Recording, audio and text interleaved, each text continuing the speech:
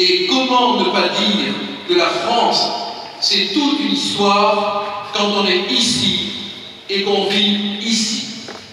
En terre de Camargue, on a inventé le mot magnifique de gardien. Et j'ai envie de dire, Marine, les gardiens te demandent de garder la France. Louis, les gardiens te demandent de garder la France.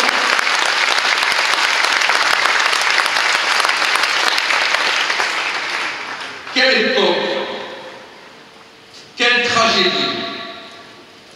Dans quelle France nous ont-ils amenés?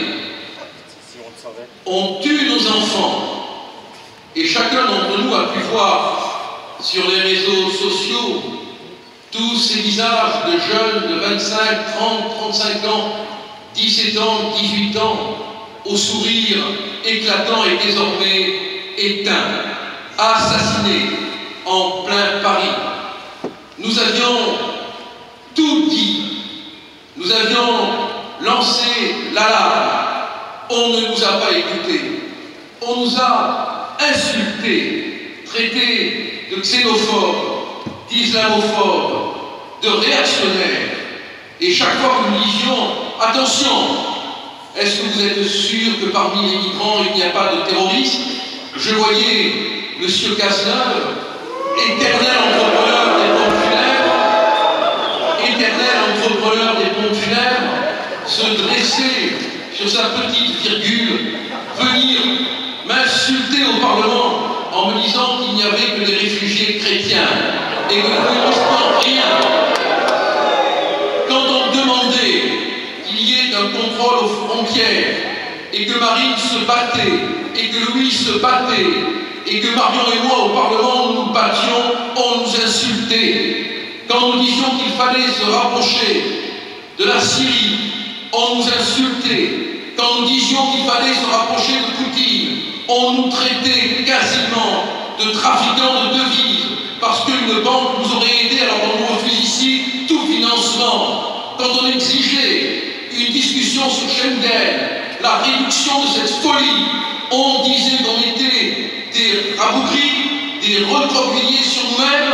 Quand on disait qu'il fallait expulser les imams qui prêchaient la haine dans les mosquées, on nous insultait, on nous traitait d'islamophobes, on nous traitait de xénophobes. Et aujourd'hui, ces abrutis, parce qu'ils ont la permission des cimetières, ils font tout ce qu'on a demandé. Les faits nous ont, hélas, donné raison.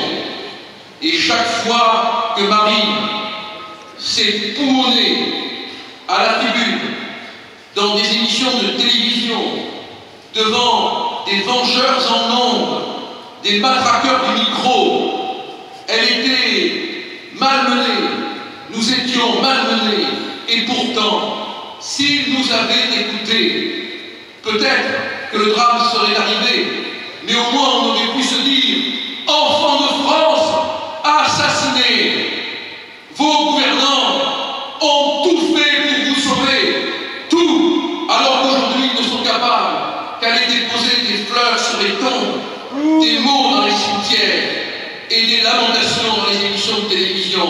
Ces gosses, nos enfants, ont le droit de demander à travers et par nous